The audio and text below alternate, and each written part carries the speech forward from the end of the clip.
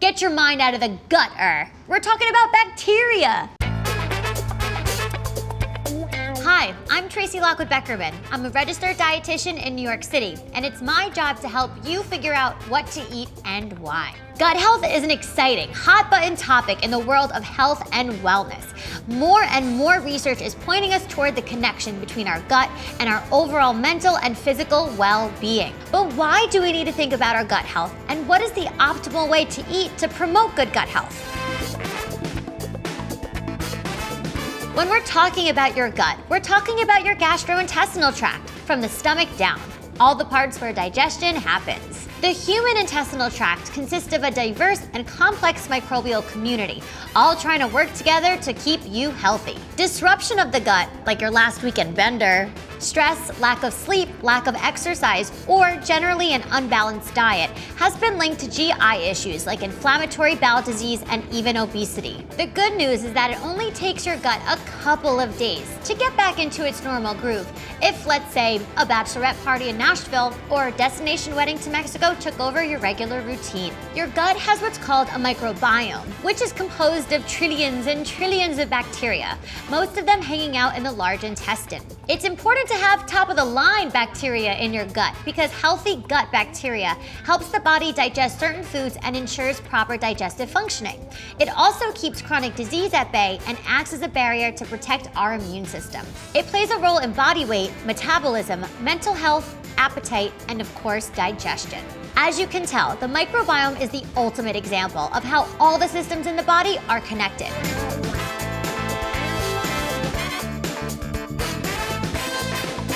Probiotics and prebiotics. Probiotics are so good for you that if it were up to me, I'd dive into a gut-friendly bacteria bath if I could. When you eat good bacteria, aka probiotics, like yogurt, kefir, tempeh, or fermented foods like kimchi or sauerkraut, they get all comfy in your gut and help you digest foods properly and maintain the peace between the good bacteria and the bad bacteria. Plus, they make nutrients more bioavailable to absorb. Because probiotics are hard at work, like all the time, it's really important to feed these little guys.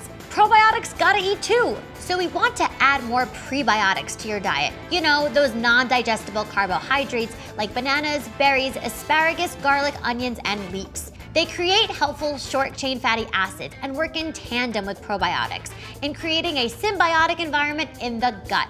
So you want to consume both pro and prebiotics, ideally from food and not just supplements, to keep the gut happy and healthy.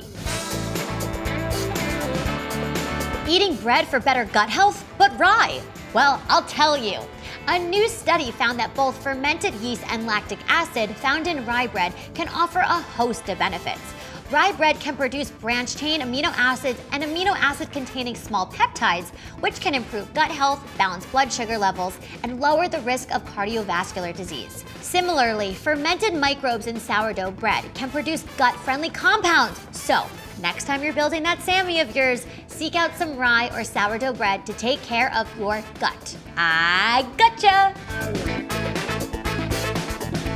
An apple a day will let the bacteria play?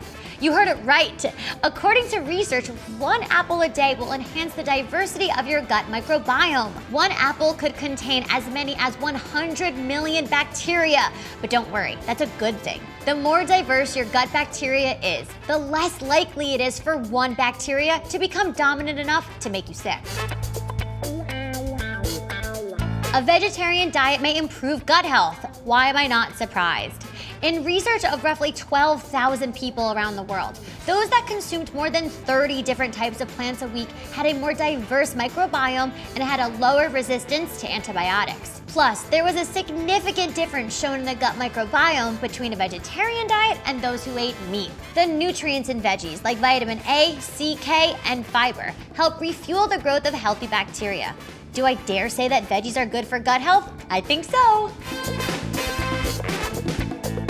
Fiber from whole grains feed helpful bacteria in the gut. Be wary of removing those lovely carbs, which is typical on diets like keto and paleo. Excluding whole grains can reduce the beneficial bugs and allow harmful bacteria to park in the good bacteria spot. If you are on a grain-restrictive diet, make a solid effort to add a healthy dose of pre and probiotics into your life. Yes, it's as easy as that. The more you drink, the better your gut health. Maintaining a balanced and regular GI tract through adequate water intake plays an integral role in the way food is digested and absorbed. Is anyone else thirsty now?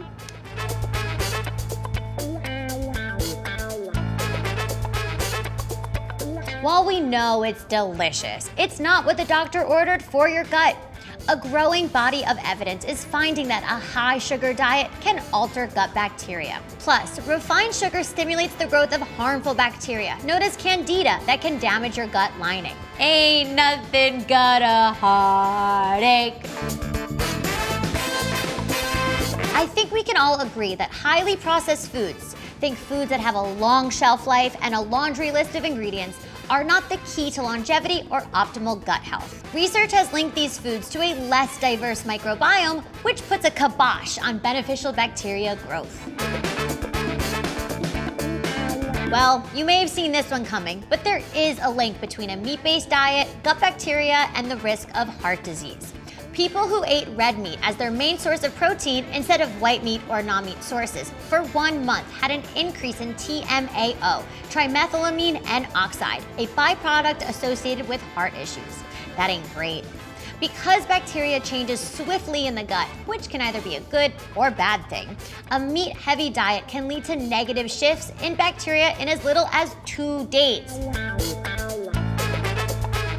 Sorry to be the bearer of bad news, but according to research, heavy drinking has the ability to promote intestinal inflammation and negatively impact the gut. Plus, heavy alcohol intake can overstimulate your intestines. Basically, it's trying to get rid of that White Claw ASAP, which may prompt you to have diarrhea, another thing that can mess with your gut microbiome. Hey you, I'll meet you on the dance floor.